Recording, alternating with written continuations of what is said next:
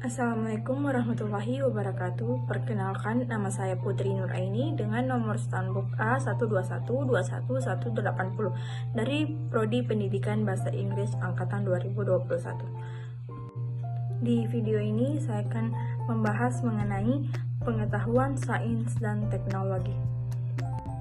Pengertian sains dan teknologi. Sains adalah ilmu yang dapat diuji kebenarannya dan dikembangkan secara bersistem dengan kaidah-kaidah tertentu berdasarkan kebenaran dan kenyataan semata. Sains ini merupakan ilmu pengetahuan yang berarti bermakna luas. Sains datang dari kehidupan sehari-hari, dari pengalaman, fenomena-fenomena yang kita lihat, adanya rasa penasaran, adanya rasa ingin tahu dan ingin membuktikan kebenaran dengan penelitian ataupun research, itu disebut ilmu pengetahuan atau sains. Contoh dari sains itu sendiri yaitu yang mana seorang anak kecil dihadapkan dengan pernyataan bahwa api tersebut itu panas. Nah, anak ini untuk membuktikan kebenaran tersebut, dia mencoba mencari tahu apakah api tersebut panas.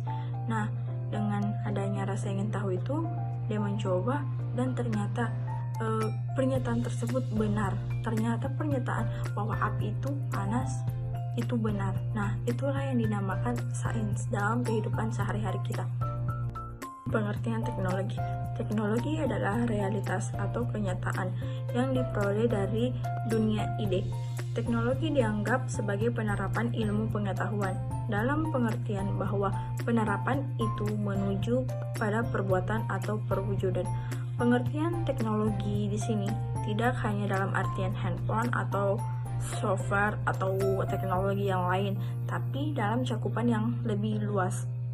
Contoh dari teknologi itu sendiri yaitu penerapan pensil atau pulpen. Di masa lalu kita menulis itu menggunakan batu. Kita menulis menggunakan batu. Nah, dari masa ke masa karena adanya sains ilmu pengetahuan yang selalu berkembang, maka terbitlah pensil atau pulpen, yang dimana pensil ini merupakan penerapan teknologi dari ilmu pengetahuan atau sains itu sendiri. Perkembangan sains dan teknologi.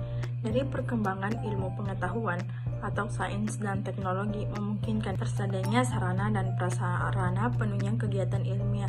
Misalkan kegiatan belajar mengajar yang dilakukan secara online. Itu memudahkan kita dalam melaksanakan kegiatan pembelajaran karena adanya perkembangan teknologi. Terus yang kedua itu mengakses pelajaran dengan mudah. Misalkan seorang dosen tidak sempat masuk dalam kelas, nah dosen tersebut bisa mengakses atau mengupload materi di sistem pembelajaran, misalkan LMS. Nah, di situ mahasiswa bisa membuka materi tersebut kapan saja. Iptek dan nilai. Dalam menghadapi era teknologi modern dan industrialisasi, maka dituntut adanya keahlian untuk menggunakan, mengelola, dan senantiasa menyesuaikan dengan teknologi dan ilmu pengetahuan yang baru.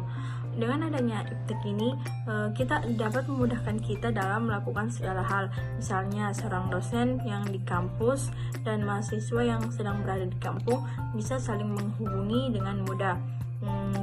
Contoh lainnya, dapat mengakses info atau berita dengan mudah. Manusia sebagai subjek dan objek iptek. Manusia bisa berperan ganda, bisa sebagai subjek yaitu sebagai pembuat atau pencipta dari suatu aplikasi atau teknologi itu sendiri, dan juga bisa sebagai objek, yang dimana dalam dunia kesehatan biasanya diperlukan itu alat untuk memeriksa golongan darah, yang dimana manusia berfungsi sebagai objek dalam teknologi yang digunakan. Penerapan teknologi di bidang industri. Dengan ilmu dan teknologi tumbuhlah berbagai industri, antara lain yang pertama, bidang pertanian, peternakan, dan perikanan, yang meliputi alat pertanian dan mesin, teknik pemeliharaan tanaman, produksi pupuk buat, teknik mutasi buatan, teknologi pengolahan pasca panen dan budidaya hewan. Bidang industri yang kedua yaitu bidang kedokteran dan kesehatan. Diciptakannya alat-alat operasi mutakhir, macam-macam obat, penggunaan bahan-bahan radioaktif untuk pengobatan dan mendiagnosis berbagai penyakit, dan juga penerapan pada robot yang membantu dalam hal medis. Penerapan teknologi yang ketiga itu dalam bidang telekomunikasi. Manusia dapat membuat televisi, radio, telepon yang dapat digunakan untuk berkomunikasi jarak jauh, sehingga penggunaan waktu sangat efisien. Penerapan teknologi yang terakhir itu dalam bidang pertahanan dan keamanan. Diciptakannya alat atau persenjataan yang sangat canggih sehingga dapat mempertahankan keamanan wilayah dengan baik. Dampak penyalahgunaan iptek.